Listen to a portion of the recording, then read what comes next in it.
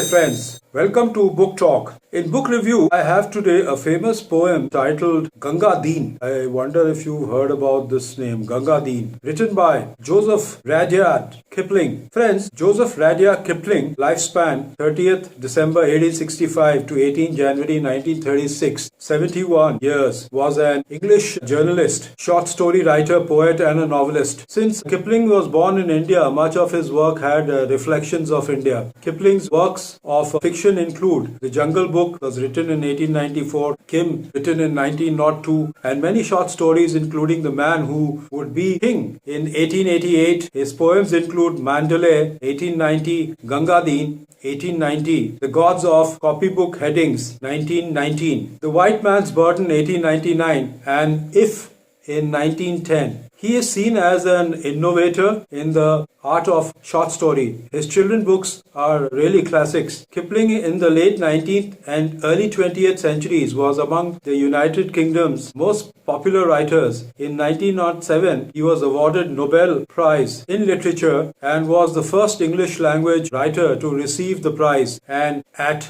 the age of 41, its youngest recipient till date. He was also sounded out for the British Poet Laureateship and several times for knighthood, but he declined both. Following his death in 1936, his ashes were interred at Poets' Corner, part of south transept of Westminster Abbey. Gunga Din is an 1890 poem by Rudyard Kipling set in British India. The poem is much remembered for its final line, "You're better man than I am, Gunga Din." The poem is a rhyming narrative from the point of view of a British soldier in India. Its titular character is an Indian water carrier, a bhishti, जो पानी लेकर कपड़े के bag में जाते थे. A bhishti who, after the narrator is wounded in a battle, saves his life, only to be shot and killed. In the final three lines, the soldier regrets the abuse that he perpetrated on Gunga Din and admits that Gunga Din is a better man. The poem was published as part of a set of martial poems called the Barrack-Room Ballads. In contrast to Kipling's later poems, The White Man's Burden, Gunga Din is named after an Indian and portrays him as a heroic character who is not afraid to face danger on the battlefield as he attends to wounded men. The white soldiers who order Gunga Din around and beat him for not bringing them water fast enough are presented as being callous and shallow and ultimately inferior to him. Although Din is frequently pronounced to rhyme with peen, the rhymes within the poem make it clear that it should be pronounced to rhyme with the green. T.S. Eliot included the poem in his 1941 collection, a choice of Kipling's verse. The poem inspired a 1939 adventure film of the same name. The theme of Gunga Din was subsequently adapted into several other movies.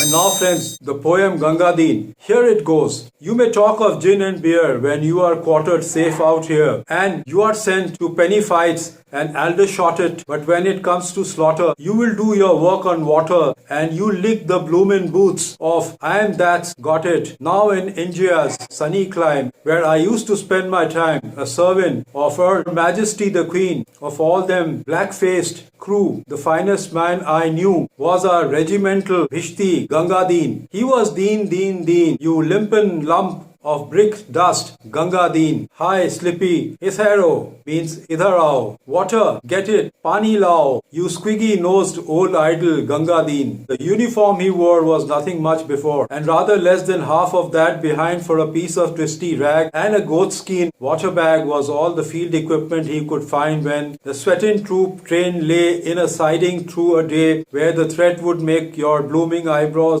crawl. We shouted, "Harry by," till our throats were bricky dry. Then we whopped him because he couldn't serve us all. It was Din. You heathen, where the mischief you've been? You got some jaldi in it, or I'll marrow you. Actually, marrow is M-A-R-R-O-W, as written in this. Or I'll marrow you this minute if you don't fill up my helmet, Gunga Din. He would dot and carry one till the longest day was done, and it seemed to know the use of fear if we charged or broke our hut, you could bet your blooming nut. He would be waiting 50 paces right flank rear with his masak on his back, that goatskin bag. He would skip with our attack and watch us till the bugles made retire. And for all his dirty side, he was white, clear, white inside. When he went to tend the wounded under fire, it was Din, Din, Din, with the bullets kicking dust spots on the green. When the cartridges ran out, you could hear the front ranks shout, high ammunition, mules, and Gunga Din. I shan't forget the night when I dropped behind the fight with a bullet where my belt plate should have been. I was choking mad with thirst, and the man that spied me first was our good old grinning, grunting Gunga Din. He lifted up my dead, and he plugged me where I bled, and he gave me half a pint of water green. It was crawling, and it sunk, but of all the drinks I've drunk, I'm gratefulest to the one from Gunga Din. It was Din, Din, Din. Here's a beggar with a bullet through his spleen. He is chewing up the ground, and he's kicking all around. For God's sake, get the water, Gunga Din. He carried me away to where a dooli lay, and a bullet come and drilled the beggar clean. He put me safe inside, and just before he died, I hope you liked your drink, says Gunga Din. So I'll meet him later on at a place where he is gone, where it's always double drill and no canteen. He'll be squatting on the coals, giving drink to poor damn souls, and I'll get a swig in hell from Gunga Din. Yes, Din, Din, Din. You Lazar-Russian leather Gunga Din. Though I've belted you and flayed you, by the living God that made you, you're a better man than I am, Gunga Din. A beautiful poem, friends, that gives a tribute to a bhishti. Bhishti, we don't even think about a bhishti anymore in this busy life of ours and technology savvy. So that's all I have, friends, today for you. Goodbye and see you soon.